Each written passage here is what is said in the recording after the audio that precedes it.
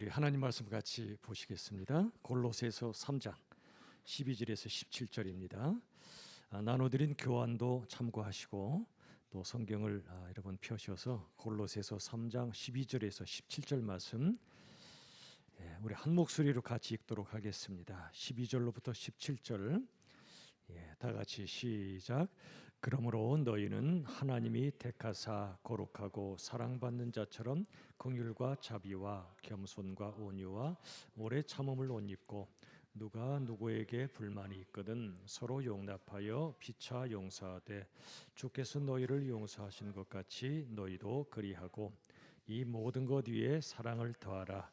이는 온전하게 매는 띠니라. 그리스도의 평강이 너희 마음을 주장하게 하라. 너희는 평강을 위하여 한 몸으로 부르심을 받았나니 너희는 또한 감사하는 자가 되라.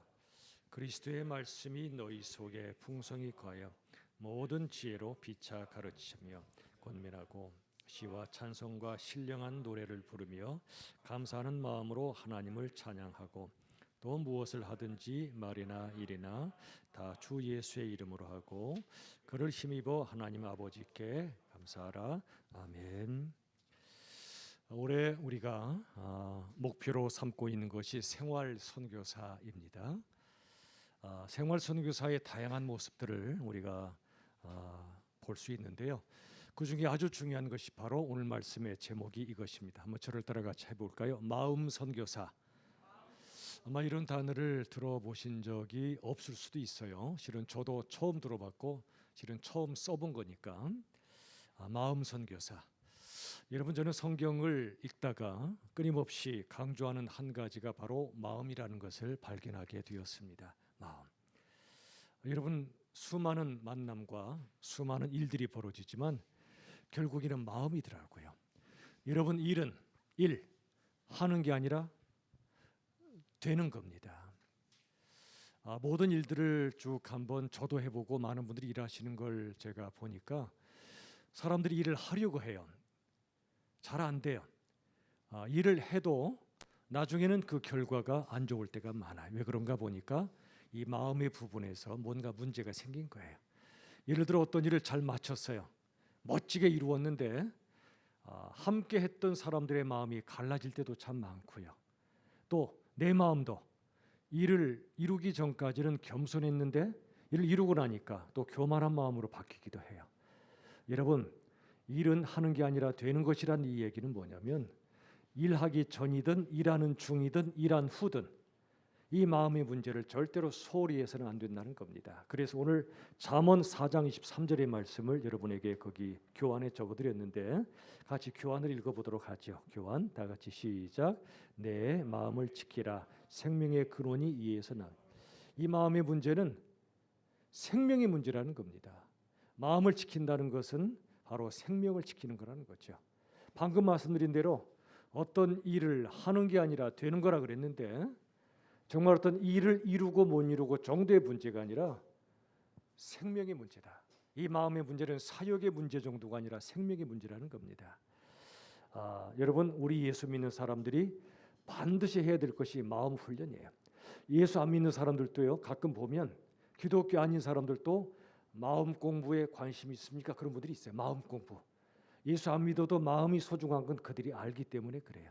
그런데 예수 안 믿는 사람들의 마음 공부와 우리 예수 믿는 사람들의 마음의 훈련의 차이가 뭘까요? 그들은 하나님이 없어요. 그러므로 하나님의 마음도 몰라요. 관심도 없어요. 그저 자신의 마음에만 집중해요. 근데 놀라운 것은 하나님의 마음, 하나님의 빛을 우리가 받지 않으면 인간이 자기 자신의 마음을 들여다본다는 건 한계가 있어요. 내가 나를 들여다본다는 게 한계가 있어요. 여러분, 내가 내 모든 모습을 다 볼 수 있을까요? 다행히 못 봐요. 다행히. 보는 게 별로 좋은 게 아니에요. 입체 거울이 있어서 나를 입체적으로 볼 수 있는 그런 거울도 있겠지만 그것도 다 못 봐요. 내가 내 외모도 다 못 봐요. 하물며 내가 내 마음을 다 볼 수가 없어요. 우리가 쉽게 인정할 수밖에 없는 게 내 마음 나도 몰라요. 내 마음 나도 몰라요. 어떤 남녀가 있었는데 주변에서 반대가 심했어요. 이두령과 성춘형인지 로미오와 줄리엣인지 모르지만 집안과 주변의 반대가 심했어요. 두 사람은 이 반대만 극복되면 두 사람의 사랑은 영원하리라 생각했어요. 그런데 환경보다 더 중요한 게 마음이었는데 환경 그 다음에 장애물이 뭐였냐면 환경은 극복이 됐는데 이제 아무도 반대하지 않는데 왠지 저 사람의 마음에 대해서 신뢰가 안 가는 거예요. 저 사람이 나를 평생 사랑할까? 저 사람의 마음이 변치 않을까? 환경 너머에 사람에 대한 신뢰, 마음에 대한 신뢰가 막 떨어지는 거예요. 근데 그것도 최종 종착역은 아니었어요. 그보다 더 큰 문제가 뭐냐면 환경도 해결됐고 저 사람의 마음에 대해서도 이제는 의심의 여지가 없어요. 확고하게 신뢰가 가요. 근데 문제가 뭐죠? 누구 마음이 바뀔까요? 내 마음이 또 바뀌는 거야. 나도 모르게.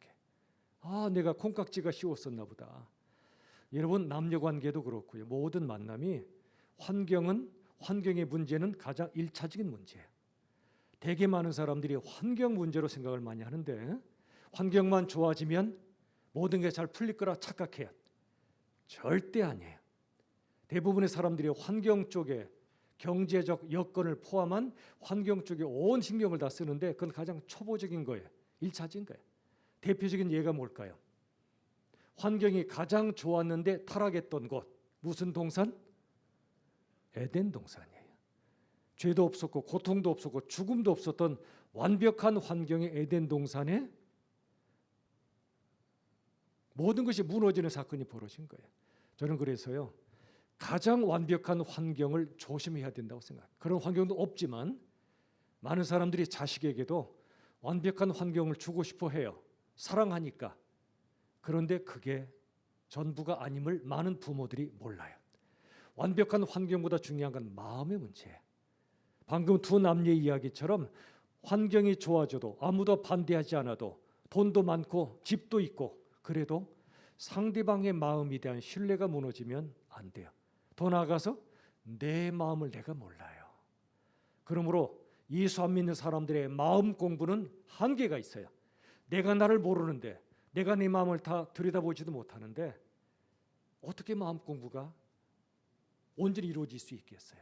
사람은 하나님이 창조하셨기 때문에 하나님의 빛으로 내 마음을 봐야만 정확히 나를 알 수 있어요. 하나님의 마음을 내가 정확히 알아야 내 마음을 정확히 알 수가 있어요. 또 한 가지, 내가 내 마음이 때로 나쁜 걸 알아요. 이러면 안 되는 거 알아요. 바꾸고 싶어. 근데 잘 안 되는 거예요. 내가 내 마음을 완벽하게 바꿀 수가 없어요. 그래서 성경을 보면 로마서 12장 말씀이든 변화를 받으라고 그러지 마음의 변화를 받으라. 절대로 내가 내 마음을 완벽하게 내 능력으로 변화시키지 못해요. 유일한 길이 하나 있어요. 그건 뭐냐면 예수님의 마음을 내 마음속에 모셔드리는 거예요. 예수님을 모셔드릴 때 예수님의 마음이 동시에 내 마음속으로 들어와요.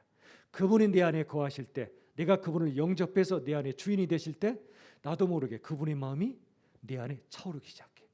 내가 왜 이러지? 왼수를 미워하던 난데 어떻게 왼수가 그렇게 밉지 않지? 나도 모르게 원수를 향해서 가지는 내 마음이 바뀌기 시작하는 거예요. 우리 예수 믿는 사람은 마음의 공부나 마음의 훈련은 세상 사람들이 하는 거랑 달라요. 그들은 자기가 주체가 돼서 내 마음을 훈련하려고 해요. 나름대로 가상하고 의미가 없진 않아. 그런데 한계가 있어요. 내 마음 나도 몰라.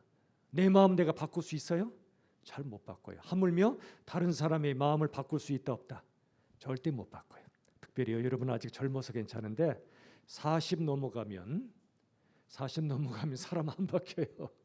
이 자리에 40 넘어가는 분들이 아주 소수가 계신데 저를 포함해서 40 넘어가면 사람 안 바뀌어요. 굳어져 버려요. 여러분 나이 때 물렁물렁한 바로 이때 여러분이 마음을 잘 형성하셔야 되는데 그 마음의 형성은 여러분 스스로 못해요. 하나님의 마음을 정확히 깨달을 때 그리고 그분의 마음이 예수님을 통해 내 안에 들어올 때 비로소 진정한 마음으로 훈련되기 시작해요. 자, 거기 한번 두 번째 줄 한번 보세요. 마음의 훈련 땡땡. 마음의 실력을 키워야 하나님 기뻐하시는 삶을 살 수 있어요. 예수 믿으면 하나님이 기뻐하시는 삶을 살고 싶은 마음이 생겨요. 문제는 마음의 실력이 없는 거예요. 원수를 사랑하고 싶은데 그럴 만한 마음의 실력이 없는 거야. 그러다 보니까 안 되는 거예요. 안 되는 거예요. 자, 그런데 한 가지 하나님이 길을 주셨어요. 그 아래 성경을 읽어보자. 시작. 성경은 하나님의 마음을 가득 담은 말씀. 제가 처음에는요, 성경을 읽을 때 지식으로 읽었습니다. 지식. 너무나 귀한 말씀이잖아. 너무 좋았어요. 그런데 지식은 초보적인 거였어요. 점점 성경을 깊이 묵상할수록 이 속에서 하나님의 마음이 느껴지는 거예요.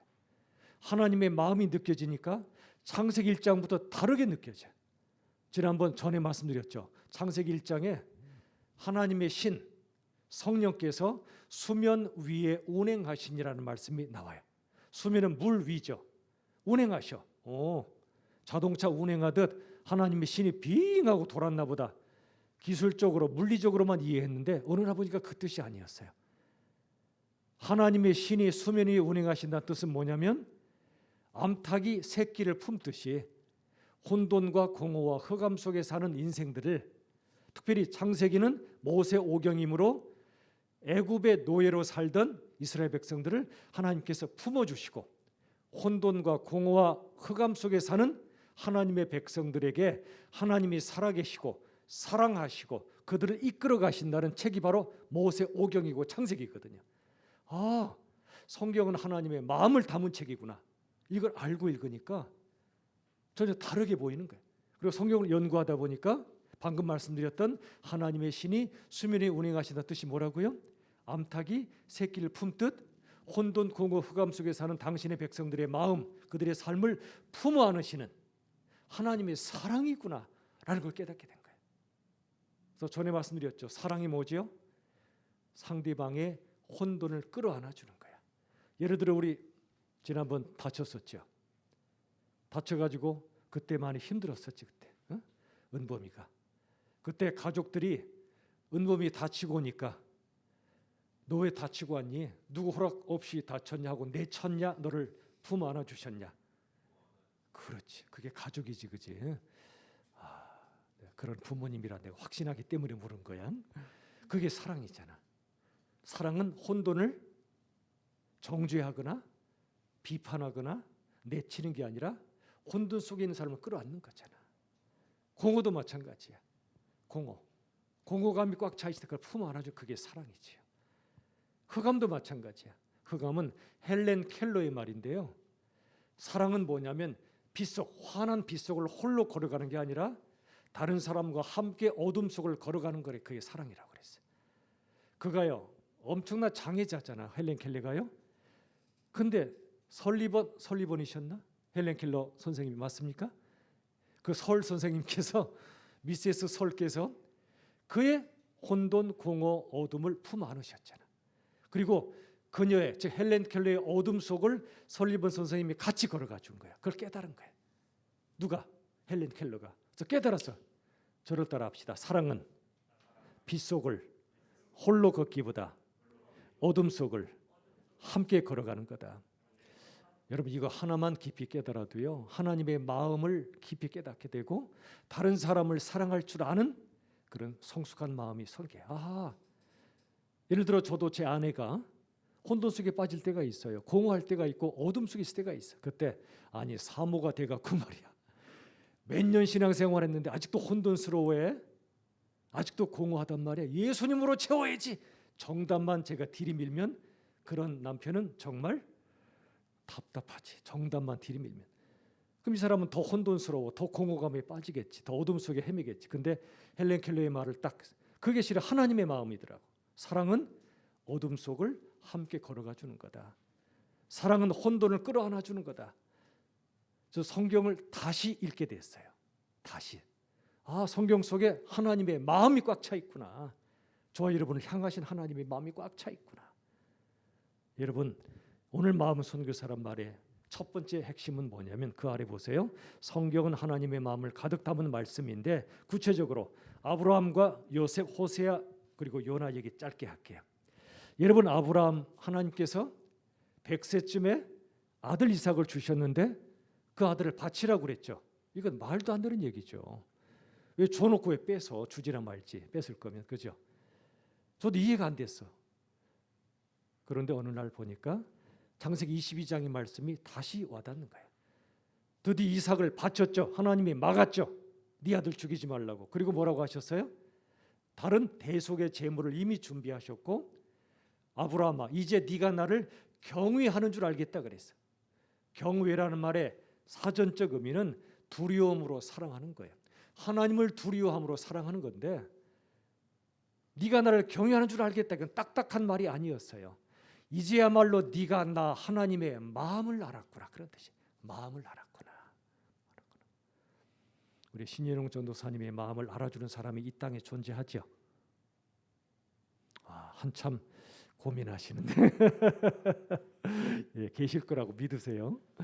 있어요, 반드시. 그런데 누군가 내 마음을 알아줄 때 그때 살맛이 나요. 아무도 내 마음 못 알아준다면 살맛이 사실 안 나요. 지금 하나님께서 살맛 나는 거예요. 아브라함을 보시고, 아브라함아 네가 드디어 내 마음을 아는구나. 실은 말이야, 네가 이삭을 바쳐야 된다고 내가 말할 때는 네 자식을 내가 잡아먹겠다는 뜻이 아니라, 앞으로 때가 오면 내가 내 아들 예수를 너희에게 보낼 거거든. 십자가에 줄 거거든. 너희를 구원하려고 내 아들을 내어줄 거거든. 나의 마음을 네가 깨달을 수 있도록 너로 하여금 내가 훈련을 시킨 거야, 그런 뜻이. 이제 네가 나를 경외하는 줄 알겠다. 이제야 네가 내 마음을 알겠다. 우리 이동석 목사님께서 이제 목회하시다가 여러분 중에 누가 와서, 이 목사님 이제 드디어 목사님의 마음을 제가 알 것 같아요. 그럼 목사님 기뻐하시겠죠, 그죠? 예, 저도 마찬가지야. 하물며 하나님께서 우리가 그분의 마음을 알아들이면 그보다도 기뻐하시는 게 없어요. 요셉 종살이도 하고 옥살이도 했죠. 이해가 안 되는 고난을 겪었어요. 그런데 그 고난의 과정을 통해 그는 하나님의 마음을 이해했어요. 종살이 요셉만 한 게 아니라 예수님도 이 땅에 종으로 오셨어요. 옥살이 예수님은 한계가 없는 무한하신 분인데 인생의 감옥에 갇히셨어요, 스스로가.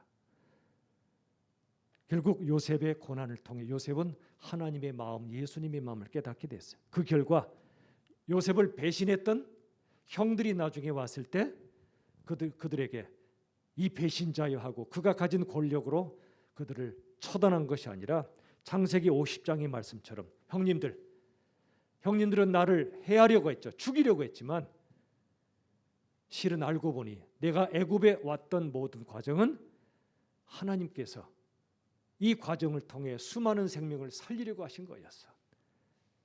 하나님의 마음을 요셉이 깨달았어요. 그리고 형제들을 용서하는 정도가 아니라 그들을 살리고 키워요. 호세아는 더 기가 막혀. 저는 이런 막장 드라마를 본 적이 없어요. 왜 막장 드라마죠, 호세아가?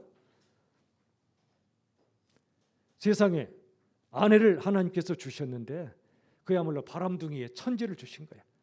남편에게 만족을 못해 또 다른 남자 찾아 가버렸어. 그럴 일은 없지만 우리 형민이가 예를 들어 호세아 같은 위치에 있다면 어떤 마음이 들 것 같아? 그 여자가 바람을 피러 나갔는데 하나님이 다시 불러다가 같이 살라는 거야. 한 번 정도 용서해 줄 수 있잖아. 근데 또 나가는 거야. 근데 하나님은 또 데려오라고 그래. 그런 일 없으니까 걱정하지 말아요. 근데 만약 여러분이 호세아라면 어떻게 되겠어? 저라면은 절대 못한다고 그럴 거야. 절대 못한다. 근데 하나님 왜 그렇게 하셨을까? 호세아가 불쌍하잖아. 한 번밖에 없는 결혼 생활을 망쳐버린 거니까. 근데 그 과정을 통해 호세아는 선지자잖아, 선지자.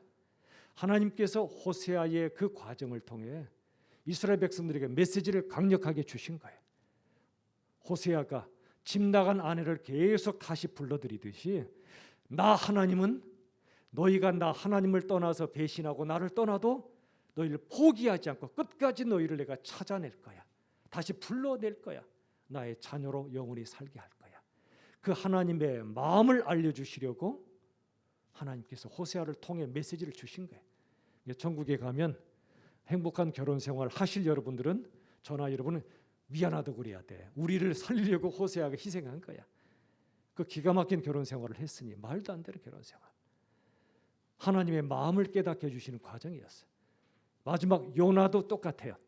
하나님께서 요나로 하여금 아수르 수도 니느웨로 가라고 했더니 안 가는 거야. 도망가 버렸어. 다시스란 곳으로 가는 배를 타고 도망가 버렸어. 이해가 돼요. 저는 너무 이해가 돼요. 이스라엘 백성들에게 아수르란 나라는 우리나라에게 있어서 일본보다 어떻게 보면 더 원수 나라일지도 몰라요. 일본 니은 오 미음들도 진짜 기가 막힌 나쁜 짓을 많이 했지만 아수르는 역사적 기록을 보면 기가 막힌 말도 안 돼요. 사람의 피부를 벗기기도 하고 뭐 온갖 고통을 하고 제가 차마 말로 표현 못. 그 이상의 그 이상 훨씬 있어요. 이렇게 악독한 짓을 이스라엘에게 했던 나라가 아수르거든요. 그들을 다 쓸어다가 지옥으로 보내도 시원찮은 마당인데 하나님이 요나 보고 가서 복음을 전해서 살리라는 거예요. 그들을 살리라. 이해가 안 되는 거야. 우리가 당한 고통이 얼마나 큰데. 그래서 도망갔었다가 결국 배에서 뛰어내릴 수밖에 없었고, 좀 이해가 안 되는 정말 기가 막힌 사건으로 큰 물고기 배 속에 들어갔다가 나오고 결국 기어서 거기로 가지. 그리고 마지막 요나서 마지막 이런 말씀하죠. 요나야, 이 니느웨 백성들 너무나 많은 사람들 내가 어찌 저들을 아끼지 않을 수 있겠냐. 저들이 나쁜 짓 한 건 맞지만 저들도 회개하고 나의 백성이 되길 내가 간절히 바란다. 내가 저들을 아끼지 않을 수 있겠냐. 저는 예수 믿으면서요, 지금도 진행형이지만 지금도 과정 속에 있지만 하나님의 마음을 배워가는 과정 속에 제가 있다고 생각해요. 왜 제가 목사가 됐냐면 훌륭해서 목사 된 것 추호도 아니고 여러분 잘 아실 거예요. 저도 알아요. 하나님의 마음을 집중적으로 볼 수 있도록 목사의 자리로 몰아가신 거예요. 보니까 몰아가신 거예요. 요셉을 옥살이 종살이 시키듯이 종으로 만드신 거예요. 하나님의 마음을 집중적으로 배울 수 있도록. 여러분의 삶 속에 아브라함처럼 원하는 게 긴 세월 이루어지지 않을 때, 아들을 기다렸는데 없었잖아. 원하는 게 긴 세월 안 이루어질 때, 요셉처럼 말도 안 되는 고통을 겪을 때, 호세아처럼 기가 막힌 인간관계와 가족관계 속에 내가 살아야 할 때, 요나처럼 하기 싫은 일을 하나님이 억지로 시킬 때, 이런 수많은 이해되지 않는 상황 속에 여러분이 있게 된다면 분명히 그런 때가 와요. 이 중에 하나라도 와요. 살다 보면. 그때는 하나님의 마음이 뭘까를 생각하세요. 나를 이런 상황으로 몰아가시는 하나님의 마음이 뭘까? 하나님의 뜻이 뭘까? 이걸 생각하시면 분명한 답을 반드시 보여주실 거예요. 여러분에게 거기 써드렸는데 우리가 모든 상황 속에서 하나님의 마음을 깨닫기라고 썼죠. 다섯째 줄. 자, 나를 위해부터 읽어봅시다. 시작. 나를 위해 외아들을 십자가에 내주신 하나님의 마음을. 이제 고난주간, 사순절 고난주간이 이제 진행되는데 그냥 지나가지 마시고 나 같은 자를 위해서 하나님의 외아들 예수님을 십자가에 내주신 하나님의 마음을 한번 묵상해 보세요. 어떤 분이 아들을 잃었었어요. 아들 사고로. 기가 막히죠. 자식 잃은 슬픔이 가장 크다고 그래요. 해결할 길이 없죠. 이 아픔을. 그러다가 이분이 십자가 예수님을 이렇게 마음속으로 묵상하다가 외아들 예수님을 죽음의 자리에 내주셨던 하나님 아버지의 마음을 처음으로 느낀 거예요. 깨달은 거예요. 그리고 나서 이분이 통곡을 하다가 꼬꾸라졌어. 그리고 하나님이 그런 마음을 주신다고 느꼈어. 얘야, 내가 네 아픔 안다. 내가 내 아들을 십자가에 내어줘봤기 때문에 네가 아들을 잃은 그 아픔을 안다. 그 전까지는 하나님 왜 내 자식 데려가셨냐고 하나님 원망만 하던 이분이 비로소 하나님의 전부였던 아들 예수를 내어주신 하나님의 마음을 처음으로 알게 됐어요. 그리고 꼬꾸라지고 그 이후에는 이 땅에 자식 잃은 사람들에게 복음을 전하는 삶을 살기 시작했어요. 이분이 복음 전하면 너무나 위로를 받아요. 나도 내 아들 잃어봤어. 내 아픔이, 내 상처가 오히려 사명이 된 거, 소명이 된 거, 소명. 이 땅에 국내 또 선교지까지 가서 자식 잃은 부모들을 찾아다니면서 하나님 아버지의 마음을 전해주고 복음을 전하는 선교사로 살았어요. 기가 막히죠. 자식이 죽었으니. 근데 그 과정 속에서 하나님의 마음을 생각하는 거예요. 그 다음 줄 보세요. 죄에 대해서는 하나님이 진노하세요. 죄를 소홀히 여기면 안 돼요. 얼마나 죄를 하나님이 싫어하시는지 몰라요. 진노하세요. 그런데 진노가 끝이 아니고 진노를 넘어서는 하나님의 뭘 기억하기? 사랑 또는 긍휼을 기억하기. 진노를 넘어서는. 그 다음 보세요. 도저히 사랑할 수 없는 사람 있어요. 살다 보면 진짜 있어요. 저도 마찬가지. 진짜 저 사람 사랑하기 힘들다 그럴 때가 있어요.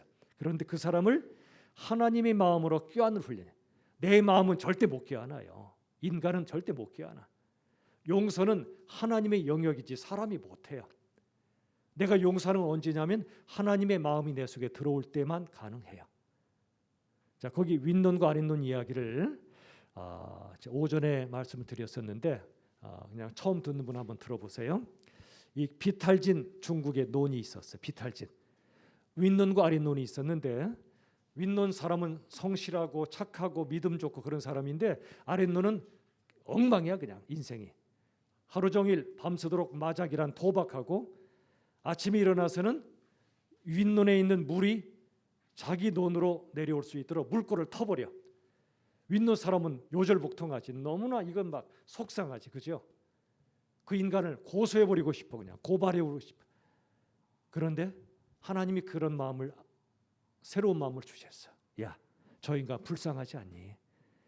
밤새도록 마작하고 아침에 와서는 남의 물을 도둑질하는 저 인간 불쌍하지 않니? 그 마음을 주신 게 뭐냐면 아랫논, 그 왼수 같은 인간의 논에 먼저 물을 대줘요. 그 다음에 자기 논에 물을 대. 그 다음날 아침에 아랫논 그 나쁜 인간이 와서 보니까 자기 논에 물이 차 있는 거야. 기가 막히죠. 말도 안 되는 일이죠. 그런 사람 어디 있어 이 땅에. 그 다음날 또 그래. 그때 생각을 해요. 도박하던 손을 잠시 내려놓고 저 사람이 왜 저러지? 나와는 전혀 삶의 질이 다른 사람이 있구나. 마음의 질이 다른 사람이 있구나 생각을 하고요. 그 사람 앞에 무릎을 꿇어요. 그리고 친구가 돼요. 진짜 친구. 그 사람을 위해서 모든 걸 다 해주고 싶어요. 만약 여러분 내 걸 뺏어갔던 사람을 고발하고 그가 원수가 되면 내 마음이 편하겠어요? 평생 원수지간으로 살 텐데, 이웃에 사는 사람인데. 그런데 이분이 자기의 마음을 다스린 결과 오히려 그 사람을 불쌍히 여기고 그 사람을 섬겨주니까 그 사람이 감동을 하는 거예요. 무릎을 꿇어요. 진짜 친구가 돼요. 원수가 친구로 바뀐 거예요. 그 뒤에는 아랫논 사람이 먼저 윗논을 가서 채워줬겠죠. 그리고 자기 논도 뭘 채웠겠죠. 거기에 천국이 임하는 거예요. 여러분, 누군가 여러분을 괴롭히거나 억울하게 빼앗아가면 왼수를 갚아버리는 게 세상의 방식이라면 예수 믿는 사람의 마음은 다르게 흘러가요. 그 사람이 왜 저런 삶을 살지? 생각해. 엉망인 삶을 왜 살까? 생각해. 그리고 그 사람의 필요한 게 뭘까? 영적으로든 실제적으로든 내가 할 수 있는 만큼 그 사람을 채워줘요. 그 사람이 충격을 받아요. 얘 뭐야? 알고 보니 예수 믿는 사람이었어. 이게 예수 믿는 사람들의 마음이구나. 그때 충격을 받고 그때 우리를 통해 예수님이 전해지는 거예요. 전도는 말로도 하는 거지만 실은 말보다는 내 삶이 그에게 충격이 가해질 때 그때 전도가 돼요. 옛날에 참 지금도 기억이 남는데 저도 하나님이 훈련을 참 많이 시키셨는데 옛날에 군대를 갔는데 제 속을 다 그때 들여다봤어. 군대에서는 갔다 오신 분 아시겠지만 이제 관물을 정리한다고 관물 뭐 모포라든지 아주 칼같이 접어야 돼. 칼같이. 그리고 모든 하나를 깨끗이 모든 걸 해야 돼. 신연웅 우리 군인이시여 다녀와봐서 잘 아시죠? 그런데 제 옆에 저도 손이 좀 둔한 사람이지만 저보다 10배는 둔한 친구가 있었어요. 이 친구는 이제 그 안에서 이제 조금 있으면 이 관물 조사가 나오는 시간인데 난리를 핀 거야. 그냥 자기도 모르게 실수를 해서 목큐롬 같은 것을 쫙 뿌리니까 그 빨간 약 거기 그냥 뭐 관물에 그냥 다 칠해지고 막 온갖 다 그랬어. 그 순간 제 마음에 바닥이 보이더라고. 이제 우리 죽었다. 요즘 어떤지 모르겠는데 그때는 한 사람이 잘못하면 내무반 전체가 다 벌받거든. 그냥 원산 복벽에 뭐 나가서 막 돌아야 되고 별짓 다 해야 돼. 그 순간 제 마음에 바닥을 봤어. 이 한 친구 때문에 우리 모두 다 죽었다. 나도 죽었다. 나도 원망에 누지 막 째려보지 막. 회복의 시간이 없어. 금방 조사로 들어올 시간이 돼버렸으니까. 나도 같이 째려보고 싶었어. 근데 그때 하나님이 저한테 찔림을 주시는 거야. 야, 너 예수 믿잖아. 네가 저 사람을 째려보면 어떡할 거야. 미안하더라고. 너무 미안해. 그날 밤에 어쨌든 많이 힘들었어. 내 보면 다 힘들고. 그날 밤에 이 실수를 했던 이 친구가 그 가책이 좀 심했는지 양심의 가책 때문이었는데 미안해가지고 막 요즘 같으면 코로나인 줄 알았을 거야. 막 끙끙 앓는 거야. 그냥 막 열이 올라오고 난리가 났어. 그 순간에 하나님이 또 찔림을 주는 거야. 야, 이 자식아, 저 때문에 네가 좀 몸 좀 고생 좀 했다고 지금도 원망스럽냐? 제가 지금 끙끙 앓고 있어. 자책감 때문에 너무너무 회개가 되는 거야. 제 속에서 부끄럽고 막. 그래가지고 가서 이제 시원한 물로 이제 그 짜가지고 이마에 넣어주기도 하고. 너무 미안하니까, 내가 너무 미안하니까 내 마음이 너무 그냥 보잘것없어. 미안해서 올려줬어. 이렇게 올려주고 그랬더니 막 예수 안 믿던 친구거든. 요한아 미안해 고마워 막 펄펄 끓는 몸으로 얘기하는 거야. 그 하나밖에 해준 게 없거든. 별로 해준 것도 없어. 근데 그 다음 주 주일날 얘가 갑자기 내 옆에 따라오는 거야. 너 왜 그래? 그랬더니 너랑 같이 교회 가고 싶다는 거야. 교회. 군대에 있는 교회 있잖아요. 군대. 그리고 예수 믿었어요. 부끄럽더라고. 내가 한 게 아무것도 없거든. 나도 째려봤고 걔를 째려봤고 이거구나.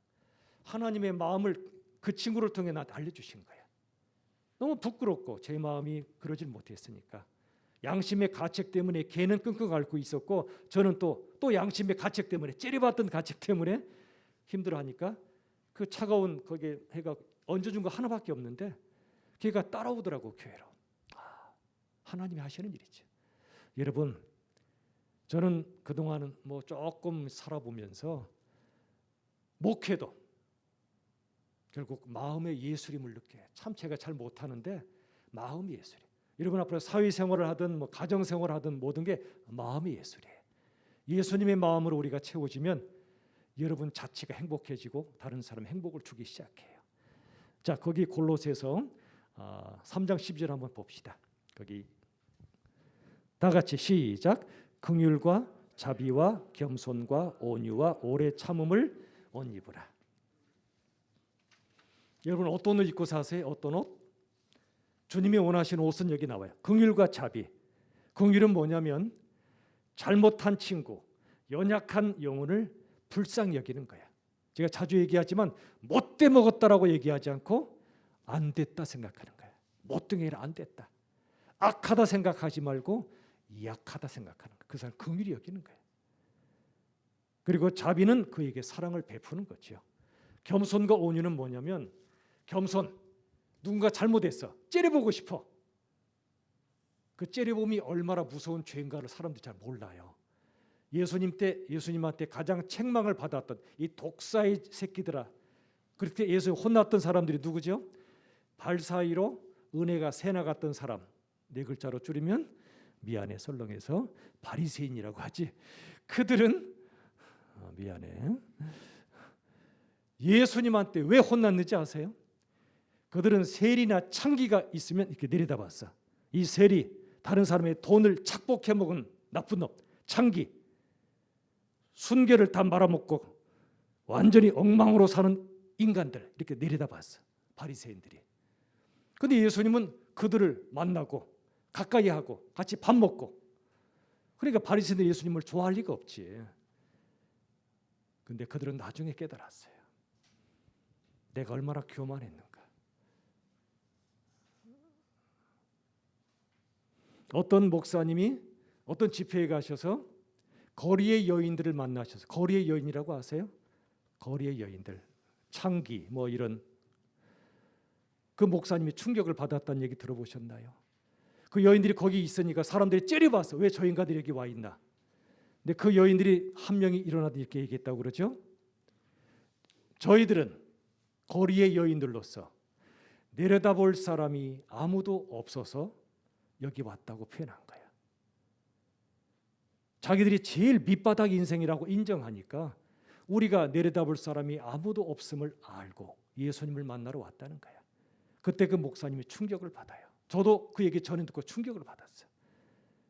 그때서 비로소 사도 바울이 내가 죄인 중에 우두머리라고 고백했던 말의 뜻을 조금 깨닫게 됐어요. 여러분 앞에 저 이완이라는 사람은 제가 겸손 떠는 것이 아니라 바울의 고백처럼 저도 똑같아요. 살아보니까 나보다 못할 인간은 아무도 없구나.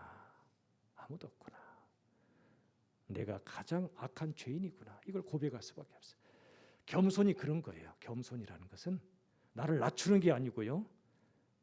아무것도 고개 쳐들 게 없는데 실제를 깨닫는 거예요. 그 사람은 온유하게 살아요. 겸손과 온유는 결국에는 같은 말이나 다름없어요. 겸손한 사람, 내가 가장 부족함을 아는 사람은 누구를 만나도, 죄인을 만나도 핏대를 세우지 않아요. 어깨 높이지 않아요. 그 사람 온유하게 만나요. 그 사람보다 내가 더 죄인인 걸 아니까. 그 다음에 오래 참음이라고 나오죠. 거기 여러분 교환의 중간에 골로새 3장 12절 긍휼 자비 겸손은 오래 참. 오래 참음의 두 가지 뜻이 적어도 있어요.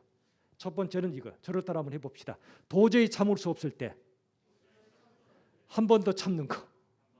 이게 오래 참음의 첫 번째 뜻이에요. 도저히 못 참아. 그래서 한 번 더 참는 거야. 또 한 가지. 오래 참음의 두 번째 뜻은 뭐냐면 말도 안 되는 말이나 행동을 나한테 누가 할 때 조급하게 반응하지 않고 묵직하게 반응하는 것. 이게 오래 참음의 뜻이에요. 예수 믿으면 예수님이 내 안에 딱 들어와 계시잖아. 그러면 그분이 우주보다 무거우신 분이 내 안에 들어와 계시니까 조급하게 반응하지 않아요. 조급하게 말하지 않아요. 묵직하게 반응하고 묵직하게 말해. 우리가 예수를 겁믿으면, 제대로 안 믿으면 저도 마찬가지인데 조급하게 반응해요. 저도 그런 실수 많이 해요. 회개하죠. 그런데 예수님 가장 무거우신 그분이 내 속에 들어와 계시면 어떤 사람이라도 내가 묵직하게 반응하기 시작해. 묵직하게.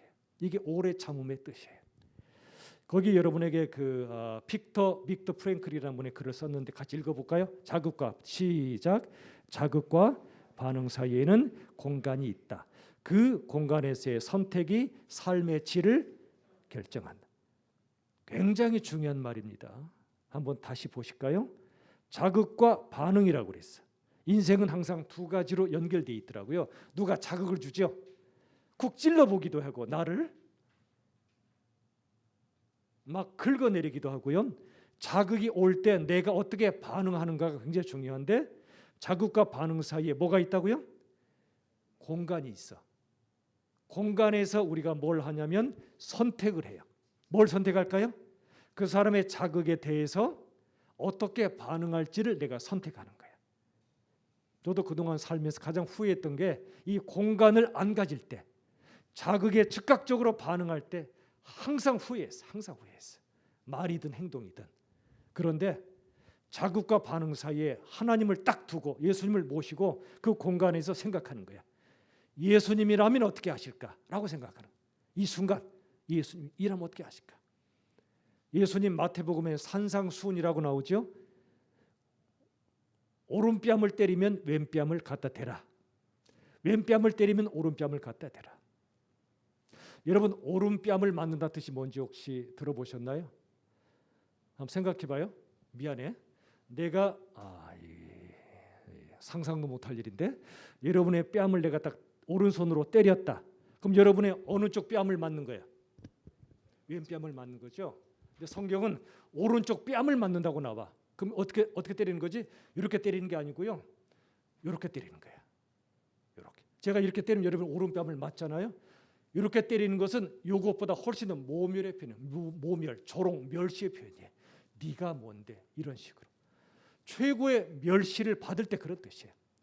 자극이죠, 자극. 오늘 미쳐 죽죠, 그때는. 이 인간이 나를 뭘로 보고 그러잖아. 그 순간 오른뺨을 맞을 때 왼뺨을 들이밀려고 그래. 이게 돼요? 안 돼. 우리 그렇게 못해요. 근데 왜 그렇게 하라고 하셨을까? 자극과 반응 사이에 예수님을 모시라는 뜻이 그 공간에. 예수님이라면 어떻게 하실까? 맞서 내가 똑같이 쥐어 패는 게 아니라 이렇게 되는 거야. 그럼 그 사람이 충격을 받아. 너 뭐야 도대체? 너 무슨 인간이야? 알고 보니 예수 믿는 사람이야. 우리는 그렇게 못해. 그런데 그 순간 모멸을 당하는 순간 이렇게 된다는 얘기는 자극과 반응 사이에 그 공간에 예수님을 모신다는 뜻이에요. 그리고 예수님이 어떻게 하실까 생각하고 그때 선택한다는 뜻이에요. 말이든 행동이든. 그 아래 보실까요? 골로새 3장 15절. 같이 읽어보죠. 시작. 그리스도의 평강이 너희 마음을 주장하게 하라. 예수님의 평강을 내 속에 모시지 않으면 자극이 들어올 때 우리의 반응은 왼수 갚는 것밖에 없어요. 보복밖에 없어요. 같이 죽는 거지. 그런데 예수님의 평강이 내 마음속에 들어오면 오른뺨을 맞을 때 왼뺨을 대게 돼요. 바보 같죠, 그죠? 바보 병신 같죠. 근데 아니에요. 가장 위대한 바보가 예수님이셨거든요. 우리 위해 죽기까지 하신 말도 안 돼. 이 땅의 모든 바보가 실은 이 엄마 아빠 부모들이 다 바보세요. 그런데 그 바보가 실은 제대로 사는 거예요. 자, 그 아래 3장 16절 그리스도의 말씀이 너희 속에 풍성히 거할 때, 그 다음에 3장 3절 진리가 떠나지 말게 하고 내 마음판에 새기라. 여러분, 제가 여러분에게 알려주는 것은 제 얘기 아니에요. 하나님의 말씀을 여러분이 새기도록 도와주는 거에 불과해요. 그 아래 보세요. 로마서 12장 2절 마음을 새롭게 하여 하나님의 뜻이 무엇인지 분별하라. 마음을 새롭게 하는 길이 뭐죠? 그 아래 진리를 깊이 묵상하는 거예요. 여러분, 운동선수든 예술가든 사업가든 어떤 길을 가도요, 그 인생을 제대로 사는 사람은 동일한 공통점이 있어요. 그들이 묵상의 사람이란 공통점. 묵상. 인생의 진리가 뭐지? 제대로 사는 게 뭐지? 깊이 묵상하는 거예요. 예외 없어요. 전에 말씀드렸나요? 축구선수 이영표 씨, 그가 예수 믿죠. 그도 완벽한 사람 당연히 아니지만 묵상의 사람이에요. 그가 그러더라. 인터뷰 나왔는데 성공했잖아. 그죠? 그 사람? 근데 이렇게 얘기하더라고. 성공이 아니고요. 실패가 아니죠. 딱 그러더라고. 인생을 아는 거야, 이분이. 예수 믿고 나서. 흔히 성공이란 말하지만 그 성공 때문에 망할 수 있고, 실패란 말하지만 실패 때문에 내가 하나님 만날 수 있잖아. 그래서 성공이 아니고 실패가 아니지요. 딱 한마디 하는데 벌써 내공이 느껴지는 내공이. 어떤 직업을 가져도 진리를 깊이 묵상하는 사람은 차원이 다른 삶을 살아요. 삶의 질이 달라져요. 똑같은 자극이 주어져도 다르게 반응해요. 성숙하게 반응해요. 자, 거기 보세요. 진리를 깊이 묵상하면 오른쪽에 영적 뭐가 생겨요? 분별력이 생겨요. 뭐가 하나님의 뜻인지. 자, 오른쪽 같이 읽어봅시다. 올바른 시작. 올바른 선택과 성숙한 반응을 해요. 잘 보세요. 진리를 깊이 묵상할 때 비로소 영적 분별력이 생기고요. 그때 비로소 올바른 선택을 하게 되고 성숙한 반응을 하게 돼요. 모든 상황 속에서. 여러분에게 최근에 우리 목사님께 말씀드렸지만 우리 형민 형제 통해서 세순 메시지를 전해드리고 있죠. 여러분의 단톡방에 좀 욕심부려서 한 5개씩 퍼날랐더니 조금은 이게 너무 버겁다는 이런 이 반응도 들어와서 하루에 1개씩만 보내드릴게요. 여러분이 하나님의 말씀을 먼저 묵상하세요. 세순 메시지보다. 그 다음에 여러분에게 보내드리는 것을 실은 어른들에게도 보내드리고 있어요. 우리 교회 성도님들께도 부족하지만 제가 성경 말씀을 묵상했거나 스승들에게 배웠거나 책을 통해 배웠던 수많은 내용들 가운데 꼭 전해드리고 싶은 내용만 제가 엄선해서 압축된 문장으로 약간의 설명을 붙여서 보내드리는 거니까 별로 쓸모없다 그러면 안 보셔도 돼. 다만 여러분이 진리가 뭔가, 인생의 제대로 사는 법이 뭔가를 말씀을 통해 꼭 배우고 싶거든 한번 묵상해 주시면 좋겠어요. 한 예를 들어볼게요. 거기다 적어놨는데, 자, 예라고 써 있죠. 나를 한번 읽어볼까요? 시작. 나를 거절할 권리를 주라. 그러면 상처로부터 자유로워질 거다. 제가 상처받지 않는 사람 아무도 못 봤거든요. 저를 포함해서 다 상처받아요. 주고받죠, 상처를. 그런데 언제 상처로부터 자유로워질까를 많이 고민했었어요. 그랬더니 성경 속에 길이 있더라고. 보니까 탕자 이야기 하죠. 탕자. 아버지가 탕자한테, 아들한테 말도 안 되는 반응을 보인 거야. 아들이 자극을 줬죠. 아버지 앞으로 제가 좀 약간 각색을 하는 거야. 아버지가 죽으면 나한테 주기로 돼 있는 유산이 있지 않소. 그거 좀 가불해 주면 안 돼요? 가불 땡겨 주면 안 돼? 이런 불효 막심한 호랑방탕 같은 자식 어떻게 그지? 그 얘기는 뭐죠? 아버지를 죽은 사람 취급하는 거야. 아버지 죽을 때 내게 줄 거 미리 땡겨 달라고 이렇게 막. 그 순간 내가 그 아버지였다면 어떻게 했을까? 이런 못돼 먹은 이 나쁜 놈은 자식 거냐 이랬을 거야 아마. 너한테는 국물도 없어 그랬을 것 같아. 근데 아버지가 주어요 그냥. 그다음에 그 돈 갖고 나가 탕자가 아무도 막지 않도록 아버지가 그냥 내보내줘. 이해가 안 됐어. 나중에 알고 보니까 하나님께서는 우리에게 하나님의 형상으로 창조하실 때 자유의지를 주셨어요. 그 자유의지 속엔 어떤 자유도 포함되어 있을까요? 하나님을 받을 수도 있고 하나님을 거절할 자유도 주신 거야. 하나님이 우리와 사랑의 관계를 원하시는데 우리에게 어떤 공포심을 조장해서 억지 사랑을 받기를 원치 않으셨어요. 사랑은 인격적 관계 속에 그게 진짜 사랑이잖아. 그죠? 하나님 우리에게 주신 자유의지로 하나님을 거절할 수도 있는 거야. 아하, 하나님도 우리에게 하나님을 거절할 권리를 주셨구나. 그래서 탕자의 아버지도 탕자가 아버지를 거절하고 떠날 권리를 주신 거야. 여러분 청년부 떠날 권리가 있어요 없어요? 있어요. 근데 안 떠나줘서 너무 고마워. 여러분이 자발적으로 오신 거잖아. 여러분 이 다시 보세요. 나를 거절할 권리를 주라 상대방에게. 그러면 내가 상처로부터 뭐해진다? 자유로워진다. 성경을 읽다가 발견한 진리인 거예요. 이게. 저도 이 문장 하나를 가슴에 품고 살아요. 누가 저를 거절할 때가 있거든요. 말도 안 하고 막 거절해 그냥. 떠나. 속상하잖아. 그런데 이 문장을 떠올려. 하나님께서 그렇게 하셨지. 나를 거절할 권리를 그에게서 내가 뺏으면 안 되지. 뭔가 이유가 있겠지. 그러면 내가 수지맞아. 내가 상처로부터 자유로워지더라고. 그리고 그 사람을 위해 기도하게 돼요. 자, 이런 식으로 세순 메시지를 쭉 보내드릴게요. 앞으로 여러분이 한번 묵상하시고 성경 말씀 먼저 묵상한 다음에 읽으시면 좋겠어요. 자, 마태 11장 그 아래 읽어봅시다. 시작. 수고하고 무거운 짐진 자들아 다 내게로 오라. 마음이 쉼을 얻을 것이다. 여러분 우리가 살다 보면 제일 힘든 게 마음의 문제예요. 내가 성공해도 내 마음이 불행할 때가 많을 수 있어요. 여러분 마음이 너무나 힘들 때가 참 많아요. 내가 초라하게 느껴질 때, 무기력에 막 쌓일 때, 우울증이 막 빠질 때가 있거든요. 누구나. 그때 여러분 주님의 마음을 묵상하세요. 주님의 마음. 그 마음이 이거야. 너희들 수고 많지?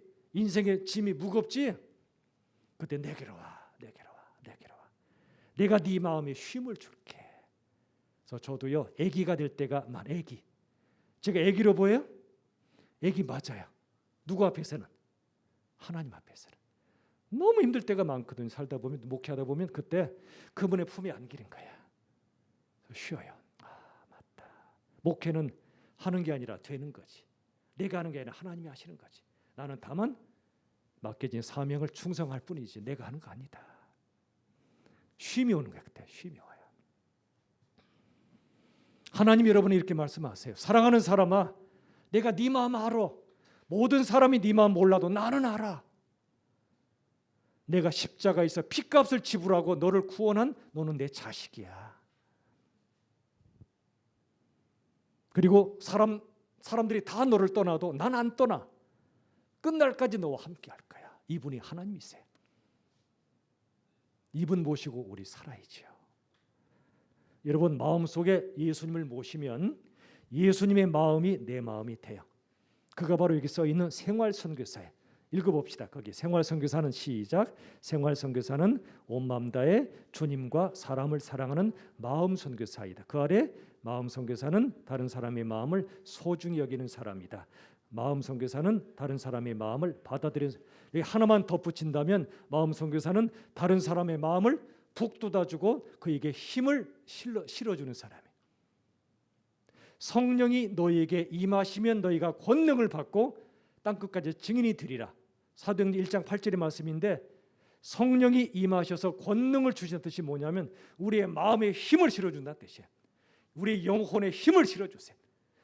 근육이 생기면 몸에 힘이 생기듯이 예수님 성령께서 네 안에 힘을 실어주실 때 쓰러졌다가 일어나게 돼요. 일어나게 돼요. 마음 선교사는 다른 사람의 마음을 소중히 여기고 받아들여주고 그에게 힘을 실어주는 사람이에요. 조지 엘리엇이라는 분이 오늘 그대가 한 일을 떠올려보라 이런 시를 썼는데 그 내용 중에 일부만 제가 읽어드릴게요.